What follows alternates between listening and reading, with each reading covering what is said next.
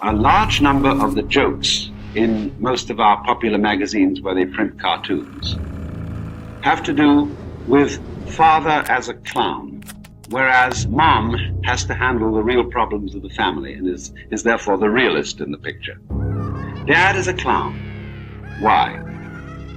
Because he goes away to a mysterious place called the office or the factory, in which the family as such have no part and no real interest. He brings back a thing called money, and they want more of it, see, back at home. They don't care how you get it, just so long as you bring it back, because they're not interested in what you as a man do. And when you come back from the various rat races in which you are engaged making money, you are supposed to be a good pal to the children. Play with them, look after your wife, and appreciate what she's done all during the day. But they have no interest in what you do. They couldn't care less. And furthermore, you as a father, you as a mother, are expected to live for your children. Americans have an enormous sense of guilt because they have not done right by their children. And they're trying more and more to do right by their children. The difficulty is that the family as an institution is not surviving in industrial culture. It is an institution designed for an agrarian culture. It's fascinating to notice today the transition from agrarian to industrial culture in a country like Japan, where it's been extremely rapid. Let's take the craft of carpentry in Japan. The Japanese have been some of the best carpenters in the world. Absolutely marvelous. Knowing how to make the most complex joinery constructions without even using a blueprint, doing it by feel and by eye. In order to train a person to do this kind of carpentry, he has to begin to learn when he's 7 years old. But as it is now, because Japan has transferred to being an industrial culture, you may not bring up your child in your profession as a carpenter. You have to send the child to school where it can learn to be an insurance salesman. The child gets through school, goes through high school. When the child gets out, it's not interested in carpentry, it's interested in girls. Has to fool around with that for a while and then get married and then begin to learn the carpenter's trade, and it's too late to be anything but somebody who follows a blueprint. Therefore, this marvelous craft, which the Japanese cultivated for centuries, is being lost. For what?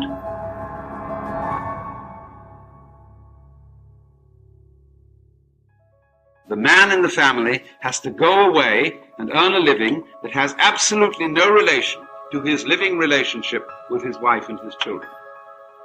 And therefore, naturally, he is regarded as a clown. When he comes home, he's not really a very good pal to his children, because the children would find a real relationship with their father in joining in his work with him. Every little child wants to join in his parents' work. They go into the kitchen. They would much rather play with the pots and pans than anything else. They want to help. They naturally want to join in, but they cannot. And therefore, instead of being allowed to join in with the real work of their parents, they are given propitiatory objects called toys. You may have a toy stove. You may have toys, dolls, and pretend that they're babies. You may not actually look after the baby because there might be an accident. And the children are not satisfied with this. They are absolutely frustrated with it because all these toys fall apart in a hurry. They don't really work. They don't do what's expected of them. They are not real. And the child knows they're not real. And so as the whole educational process continues, they are educated for unreality, for non-entity. So this is what we do. We send a child into kindergarten, make him literate, more or less, run, spot, run. And then the inducement is, if you learn this, you'll get into first grade. Wowee, if you do well there, you get into second grade. And so some of the kind of a come-on, see? You'll go through the step-by-step educational process, and there's going to be a big event when you get out of grade school, you go to high school. The pace is coming on now, see? And you're going to get step by step up through high school because of something at the end of the line. You haven't got it yet. There's a thing coming. Go to college. Whew. Made it that far. And step by step you go on, then you get to graduate school. But if you don't get into graduate school so that you can just stay in the academic scheme of things, you go into business. That's getting out into the world. That's graduation. See, now you're an adult. But then the first thing is you get into a sales meeting, where they say is, make that quota. And if you do, they're going to give you a higher quota. And if that thing is at the end of the line, it's there, and all the advertisements say, well, by the time you earn this and get that, you'll be able to have the right kind of car, the right kind of speedboat, the right kind of track lot, the right kind of clothes and everything, the right kind of drinks. And you'll be there. And finally, you work along at this, you're earnest, and about the year 45, you end up as vice president of the company. You say, I've arrived. I'm there. But I feel vaguely cheated because I feel just the same as I always felt. I'm there, but I haven't caught up with that thing I was always promised. And suddenly an insurance man comes around and says, wait a minute. You're going to retire at 65. And we got a program for you. So that you'll be just right. When you're 65, you'll be able to drop all this business and do what you really want to do. That time you're not interested. Prostate trouble, bad teeth. So you end up feeling you've been cheated. And the reason was simply this: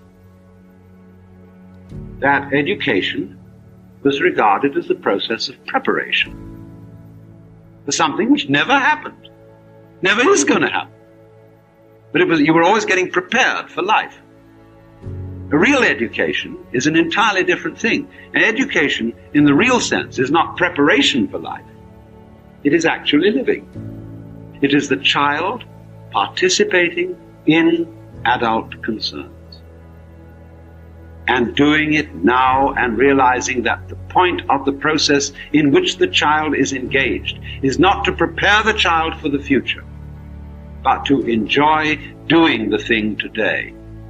Because the whole point is that there is no point whatsoever in making plans for the future, except for those people who are capable of living in the present. If you are not capable of living in the present, plans are useless. Because when those plans come to fruition, you will be incapable of enjoying that fruition.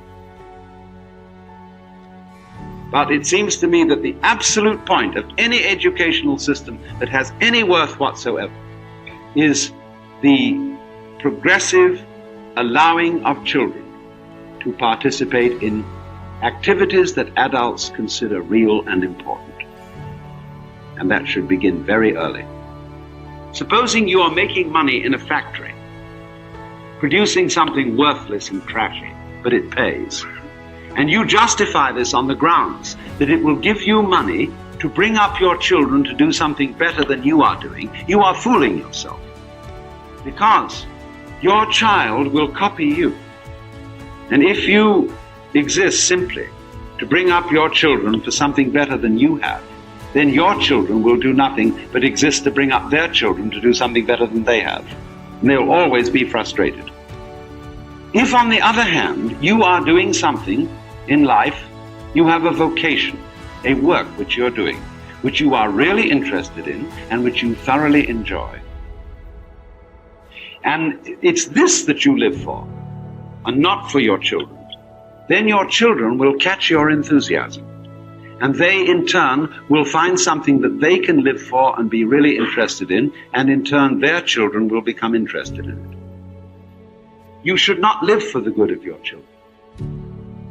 You should live for your own good. And then your children will learn from your example how to live.